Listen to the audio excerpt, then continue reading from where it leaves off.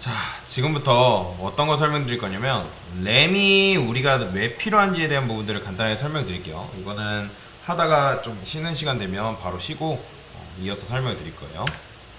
자, 여러분들 아시겠지만 컴퓨터 본체 뜯어보면 기본적으로 뭐 나오죠? 메인보드 나오는 거 아시나요? 요게 이제 메인보드 모양은 뭐 사실 다르죠. 그래서 이 메인보드는 컴퓨터의 여러 장치들을 통합해주는 역할을 해요. 컴퓨터 조립하고 막 분해하고 하는 거 좋아하시는 분들은 요게 이제 메인보드라는 걸 한눈에 알 수 있는데, 컴퓨터 일단 그래픽 카드 꼽고 뭐 하드디스크 꼽고 CPU, 램 뭐 그 외에도 뭐 여러 가지가 있는데 일단 대표적인 것들만 설명해 드릴게요. 그러면 이렇게 하면은 운영 체제가 메인보드한테 명령을 하면 이 메인보드는 뭐예요? 얘네들한테 연결을 해요. 연결을. 그러면 명령을 내리는 거죠. 즉, 이 장치들을 통합해주는 역할을 하는 게 바로 메인보드의 역할이다. 그러면 여러분들 하드디스크의 역할을 알고 계시는 분 계신가요? 이거 모르는 분들 없을 거예요. 하드디스크의 역할은 말 그대로 데이터 저장이죠. 데이터 저장. 그죠? 그럼 데이터 저장인데, 근데 그 데이터 저장이 영속 저장이에요. 그러니까 영속 저장이라는 말은 무슨 말이냐? 영속성이 있다는 건데, 한마디로 여러분들 컴퓨터를 꺼도 데이터가 남아있다는 거예요. 그러니까 별다른 게 없으면 하드디스크에 데이터가 10년, 20년 뭐 가게 되는 거죠. 자, 그 다음에 그래픽카드 역할은 뭐예요? 그래픽카드의 역할은 복잡한 수학 연산을 담당해준다라고 보시면 돼요. 그러니까 원래 컴퓨터에서는 일은 누구만 하냐면 이 CPU만 하는 거예요. CPU. 그래서 이 CPU만 해가지고 여러분들 CPU 컴퓨터가 뜨거워지는 원인이 뭐냐면 결국엔 CPU예요. 여러분들 나중에 노트북 보면, 노트북 사용하시는 분들 노트북 뒤에 보면 굉장히 열받아서 뜨겁죠? 그죠? 그게 이제 왜 그러냐면 CPU가 열이 받아서 그런 거예요. CPU가 열이 받아서. 왜냐면 여기서 이제 일처리를 다 하기 때문에. 그래서 이제 최근에 요번에 뭐 맥북이 자체 해가지고 M1 칩 뭐 해가지고 이런 거 냈잖아요. 걔네들은 뭐 발열이 없다 뭐 그게 그래서 혁신적인 거예요. 원래라면 CPU가 열을 받아가지고 열나는 게 당연한 거예요. 그래서 그 오래된 컴퓨터들 가도 보면 CPU가 이제 CPU를 식혀주는 기능이 거의 없다 보니까 컴퓨터가 굉장히 뜨거워져요. 여름에 여러분들 컴퓨터 키니까 방에서 엄청 더운 거 느껴보셨을 거예요. 그런 것처럼 얘는 이제 CPU가 일을 하는데 얘는 애초에 게임을 위해 만들어진 게 아닙니다. 근데 이제 이 컴퓨터에서 얘네들이 3D 게임을 돌릴 때 수학 연산을 해야 되잖아요. 그거에 특화된 기능은 이 GPU, 그래픽 처리 장치에 있어요. 근데 여기서 일단 여러분들 공부하실 때 GPU는 굳이 생각 안 하셔도 됩니다. 자, 이렇게 생각하면 돼요. 하드디스크의 역할은 데이터 저장, 그 다음에 CPU의 역할은 뭐다? CPU 보면 보통 옆에 펜 달려있어요. 그 펜은 CPU가 아닙니다. 펜 치워보면 이런 CPU 칩이 있어요. 여러분들 이 칩 보신 적 있나요? 얘가 일을 엄청 많이 해가지고 보통 얘가 엄청 뜨거워요. 그래서 얘를 식혀주려고 우리가 뭐 수냉 쿨러다, 아니면 뭐 펜을 엄청 좋은 걸 쓴다, 아니면 여기 위에다가 기본적으로 뭘 뿌리게 되어 있냐면 써멀글리스라인은 파란색 젤, 뭐 젤이 뭐냐에 따라 다르긴 한데 이런 젤 같은 걸 발라줍니다. 얘를 식혀주기 위해서. 그래서 컴퓨터의 뇌라고 보시면 되는데, 이 컴퓨터 모르시는 분들은, 모른다는 게 잘못된 게 아니라 컴퓨터를 뜯어볼 줄 모르는 분들은 한 1년, 2년 되어 있으면 이 CPU에 붙어있는 써멀글리스가 거의 다 녹아가지고 검게 돼 있어요. 걔네가. 보시면 궁금하신 분들은 오늘 집 가서 한번 컴퓨터 뜯어보세요. 내 CPU가 어떻게 돼 있는지. 그러면 이 상태에서 이 램이 하는 역할은 뭘까요? 여러분들, 우리가 흔히 게임을 늘리면 램의 용량 또한 늘려야 된다는 그런 말을 하잖아요. 잘 보시면 아시겠지만 CPU의 단위는 헤르츠라 해가지고 초당 몇 번 연산하냐 그런 겁니다. 그 다음에 하드디스크는 단위가 뭐죠? 얘는 뭐 기가, 메가, 테라, 이렇게 테라바이트 이렇게 되죠. 그래서 하드디스크는 저장 장치니까 용량을 단위로 하고, CPU는 뭐다? 처리 속도로 단위로 하는 거예요.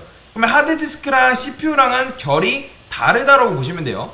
타입이 다른 데이터인데, 그 다음에 이제 하드디스크도 근데 보면 몇 기가야 뭐 이렇게 하고, 램도 몇 기가야 하잖아요. 그죠? 그러니까 본질적으로 하드디스크랑 램은 데이터를 저장한다는 면에서는 비슷해요. 그런데 하드디스크는 용량이 훨씬 크죠. 얘는 뭐 기본적으로 기본 단위가 요새 256, 500, 512, 그 다음에 뭐 1테라 뭐 이런 식으로 가잖아요. 그죠? 근데 하드디스크 용량은 훨씬 크고 램은 용량이 작아요. 그런데 램 같은 경우는 램을 추가하려면 돈이 많이 들어요. 하드디스크의 용량이 512라 해봅시다. 그거를 여러분이 1테라로 바꾼다? 돈이 크게 많이 안 들어요. 실제로 여러분 인터넷 검색해보면 하드디스크 쳐보면 굉장히 램하고 비교했을 때 가격이 좀 차이가 별로 없어요. 1테라로 업그레이드 한다 했을 때. 근데 램을 만약에 32기가 뭐 62기가 늘린다? 그러면 하드디스크보다는 돈이 좀 많이 들어가요. 그러니까 어차피 저장은 하드디스크에서 하고 처리는 CPU에서 하는데 저장 공간도 작은 램은 도대체 왜 비쌀까요? 그래서 여러분들이 램의 역할을 알아야 되는데 일단 하드디스크 뜯어보신 분 계신가요? 실제로 하드디스크 뜯어보면 이런 식으로 되어 있거든요. 요즘은 이제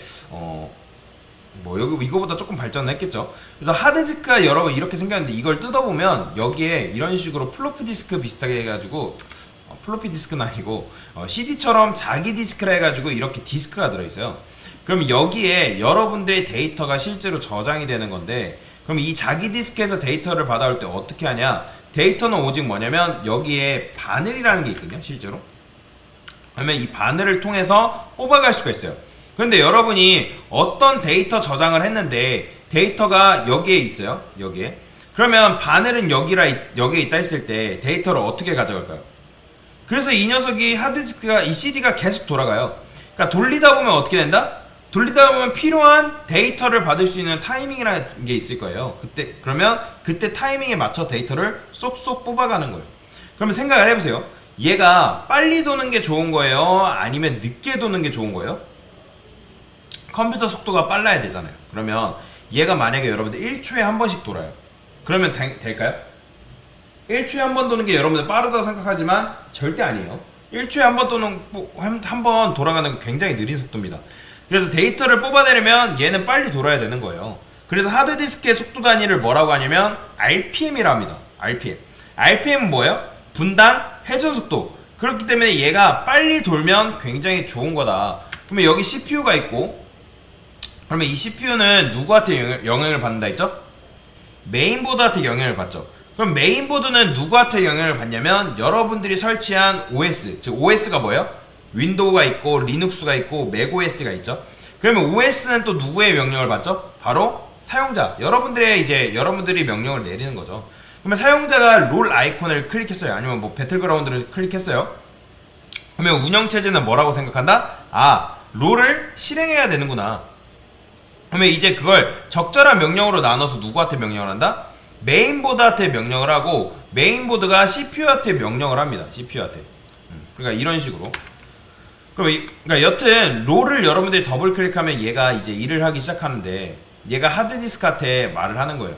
야, 이런 데이터 좀 갖고 와봐. 명령을 해요. 그러면 이 둘이 사람이라 해볼게요. 얘네 둘이. 그럼 얘가 어떤 명령을 얘한테 날린 다음에 얘가 응답하는데 몇 초 걸린다? CPU 기준에서 말씀을 드리면 체감상 한 2년 정도 걸린다 생각하시면 돼요. 굉장히 오래 걸리는 거예요. 한마디로 말해서 이 CPU 얘는 속도가 굉장히 빠른데 CPU 입장에서 보면 하드디스크는 속도가 굉장히 느린 거예요. 분당 3600번 돈다고? 그러면 되게 빠르겠다 라고 생각할 수 있지만 CPU랑 하드디스크의 속도 차이는 아득하다. 굉장히 큽니다. 그러면 CPU 같은 경우에는 데이터를 빨리빨리 봐가지고 처리를 해야 되는데 누구 때문에 그걸 지연하고 있는 거예요? 얘 때문에. CPU가 아무리 능력이 뛰어나도 하드디스크가 못 받쳐주면 당연히 속도가 안 나오겠죠. 자, 그러면 제가 개발자를 해볼게요. 그러면 여러분들이 그래픽 디자이너예요. 그러면 제가 능력이 뛰어나가지고 하루에 게임을 3개를 만들 능력이 있다고 그냥 해볼게요. 가정을. 그럴 실력은 없지만 우리가 이제 여러분들이 우리가 그래픽 디자인이라던가 시나리오던가 기획이라던가 그런 것들을 잘 해야지 공급을 해줘야 게임이 나올 거 아니에요. 그런데 우리가 아무리 노력해도 1년에 하나밖에 게임을 못 만들어요. 그러면 제가 아무리 하루 게임을 5개 만든다 해도 결과적으로 게임을 1년에 몇 개 만들어요? 당연히 1개밖에 못 만드는 거예요. 그래서 옛날 컴퓨터가 느린 이유가 뭘까요? 하드디스크 자체가 못 받쳐줬기 때문에 그런 거예요. CPU 자체는 옛날에도 아주 옛날 말고 CPU는 빨랐어요. 그래서 하드디스크는 굉장히 커졌죠. 그래서 나오는 게 뭐냐면 램이 등장했는데 이 램이 등장하면서 우리가 이제 일 처리가 굉장히 편해졌다라고 보시면 됩니다. 자, 이어서 설명드리도록 하겠습니다. 자, 그러면 이제 램이 갑자기 이제 등장을 했는데, 그러면 이제 램이 이렇게 있다고 말씀드렸잖아요. 그러면 램은 뭐냐면 이것도 사실 데이터를 읽고 쓰고 수 있는 장치라고 보시면 돼요. 근데 얘는 하드디스크하고 달리 기계식이 아니에요. 하드디스크처럼 클래식한 방법이 아니라 램은 전자식입니다. 전자식이기 때문에 여기 보시면 이렇게 이런 것들이 있죠. 램 보신 분들은 계실 거예요. 자, 그러면 대충 설명드리면 하드디스크보다 램이 뭐 한 2만 배 정도 더 빠르다라고 보시면 돼요. 간혹가다 이제 램이 여러분들 없으면 컴퓨터가 부팅이 안 되는 경우도 있어요. 제가 최근에 겪었었는데, 그래서 램이 보니까 불량 나가지고 조립 컴퓨터가 램이 불량 나가지고 이제 컴퓨터 부팅이 안 되더라고요. 그래서 어쨌든 뭐 그건 여담으로 한 거고. 그래서 그러면 이제 램이 이렇게 있는데, 그러면 사용자가 롤을 딱 클릭해요. 더블 클릭해요. 그럼 뭐다? 롤을 어디에 복사를 했느냐면 이 램에 복사를 해놔요. 그러니까 뭐 당연히 근데 여러분들 물론 여러분 롤 까보면 롤이 데이터가 1기가 정도 그냥 된다고 해볼게요. 1기가 넘지만 그 1기가가 다 여기에 램에 올라가냐? 그게 아니에요. 1기가가 다 올라가는 게 아니라 그 이전에 일단 여러분들 뭐가 있죠? 일단 음악 이미지 파일, 동영상 파일, 음악 파일 그런 것도 있을 거 아니에요. 그러니까 그런 게 다 싹 다 올라가는 게 아니에요. 램에는 핵심적인 로직만 올라가는 거라 보시면 돼요. 그러면 램에 롤만 올라갈까요? 아니죠. 여러분들이 외부에서 브라우저를 켜요. 구글 크롬 우리가 쓰잖아요. 그죠? 그러면 브라우저에 관련된 내용도 램에 올라가고, 그 다음에 여러분들 음악도 재생 mp3 파일도 켰어요. 그러면 mp3에 대한 부분도 여기 올라가고 여러 개의 데이터가 이 램에 올라간다고 보시면 돼요. 그러면 램이 크면 장점이 뭘까요? 좋은 점. 지금 우리 현대 운영체제는 뭐죠?